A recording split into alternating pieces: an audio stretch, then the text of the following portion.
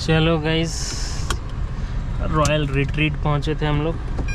Now getting back to home.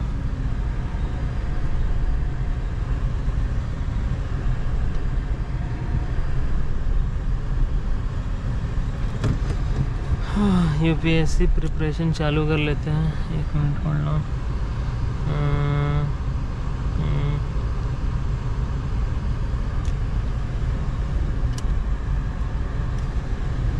दूसरा ये था दैट ऑल द स्टेप्स एक कि कश्मीरी हमारे फ्यूचर कॉन्स्टिट्यूशन को एक्सेप्ट करे या नहीं करे, ये उनके ऊपर। और दूसरा कि सब कुछ किया जाएगा जिससे सॉवरेनिटी ऑफ कश्मीर मेंटेन रहेगा। इसमें जो मेन रोल था ऑब्वियसली राजा हरी सिंह का था, और थोड़े टाइम बाद उन्होंने मिस्टर शेख अब्दुल्ला, जो कि इस टाइम तक अरेस्ट थे, वो अरेस्टेड क्यों थे? क्योंकि इस पूरी स्टोरी से पहले उन्होंने क्विट कश्मीर मूवमेंट किया था। तो वो क्विट कश्मीर मूवमेंट राजा हरी सिंह के खिलाफ ही किया था, और राजा हरी सिंह के ऑर्डर पे वो अरेस्टेड थे। जब ये सब कुछ स्टोरी हो गई तो शेख अब्दुल्ला को रिलीज करा दिया गया। And Sheikh Abdullah started representing the interest, so called interest of Kashmir in constituent assembly. Sheikh Abdullah demand करने लगे जी हमने इंस्ट्रूमेंट ऑफ एक्सेशन तो साइन कर दिया है, लेकिन हमको चाहिए what is called as iron clad autonomy. ये उनके वर्ड्स थे, iron clad autonomy. Now iron clad autonomy हम देना तो नहीं चाहते थे, इन वे डॉक्टर अम्बेडकर ने इसे क्लियरली मना कर दिया। अब मैं नहीं देने वाला ये कोई आयरन क्लैड ऑटोनॉमी वगैरह वगैरह। लेकिन due to the efforts of mister Gopal Swami Ayyangar, who was called as a minister without portfolio in Nehru's cabinet, और जो इससे पहले राजा हरी सिंह के दीवान रह चुके थे, उनके इंसिस्टेंस पर हम लोगों ने अपने कॉन्स्टिट्यूशन में डाला what is called article 306A। क्या डाला? आर्टिकल 306A, जो बाद में डाल के बना what is called as article 370, और हमने इसको डाल दिया as temporary provision of the constitution. Temporary इसलिए बिकॉज ये अभी हमारा पक्का नहीं था कि ये परमानेंट रहेगा, कि ये कश्मीर के कॉन्स्टिट्यूएंट असेंबली इसको एक्सेप्ट करेगी या नहीं करेगी, and so on and so forth. Nobody wanted to put this as a permanent part. जैसे ही उन्होंने टेम्पररी वर्ड यूज किया, शेख अब्दुल्ला जी बोले ओहो ये क्या बात है, मुझे तो चाहिए थे आयरन क्लैड ऑटोनॉमी, तुम ऐसे टेम्पररी कर रहे हो। And Raja Sheikh Abdullah started demanding even more autonomy, जो हमारे कॉन्स्टिट्यूएंट असेंबली देने को तैयार नहीं थी।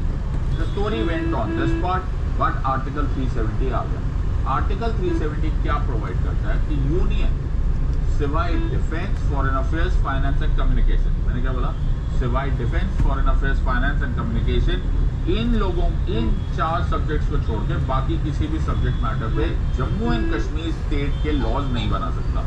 तो आर्टिकल 370 एक बड़ा ही स्पेशल स्टेटस दे रहा है कि defence, foreign affairs, finance as well as telecommunication सिवाय यूनियन का लिटरली कोई कंट्रोल नहीं था with regards to the legislative powers and the functioning of the state of Jammu and Kashmir. कुछ और भी बातें थी कि पार्ट 6 इस पे एप्लीकेबल नहीं होगा। अगर आप पार्ट 6 ऑफ द कॉन्स्टिट्यूशन खोल के देखोगे जिसमें स्टेट्स वर्ड है, तो उसमें बड़ा क्लियरली मेंशन है it includes all the other areas but it does not include Jammu and Kashmir. ये पहले की बात है। आई होप यू अंडरस्टैंडिंग। मैं ये वीडियो बना रहा हूँ सितंबर में, ओके, अगस्त 5 को ये कहानी बदल चुकी है, बट मैं तो क्योंकि हिस्टोरिकल बता रहा हूँ तो I have to understand. Now Gopal Swami Ayyangar, as I told you, was a very major player in this entire thing. Either ways बहुत ज्यादा ऑब्जेक्शन होने के बाद नेहरू और अब्दुल्ला, पंडित जवाहरलाल नेहरू और शेख अब्दुल्ला के बीच में एक अग्रीमेंट हुआ विच वाज साइंड इन जुलाई 1952, और कुछ बातें मान ली गई, जैसे कि residuary powers will not be applicable to the state of Jammu and Kashmir.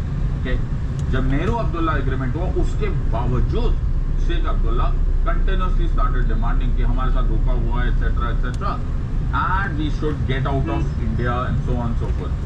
However, because of ये कुछ जब हद से ज्यादा बात हो गई तो Sheikh Abdullah was taken under arrest by the then Nehru government. Now article 370 और क्या दे रहा है? प्रिवेंटिव डिटेंशन एक्ट, अगर तुम्हें याद है, preventive detention act is not applicable to state of Jammu and Kashmir. IPC वहां नहीं है, वहां पे रणबीर पीनल कोड है, क्रिमिनल प्रोसीजर कोड नहीं चलता, इंडियन एविडेंस एक्ट वहां पे नहीं फंक्शन होता। इन अदर वर्ड्स जितने हमारे लॉज है वो करीब करीब वहां पे एप्लीकेबल ही नहीं हुए। फाइनेंशियल इमरजेंसी वहां पे लगाई नहीं जा सकती, यानी कि आर्टिकल 360 की फाइनेंशियल इमरजेंसी नहीं लगाई जा सकती।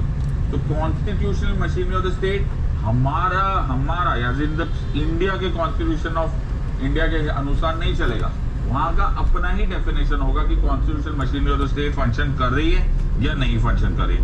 ओके, सो ये सारी के सारी सिचुएशन डिफरेंट। दूसरी बात, अगर हम किसी और पार्ट ऑफ इंडिया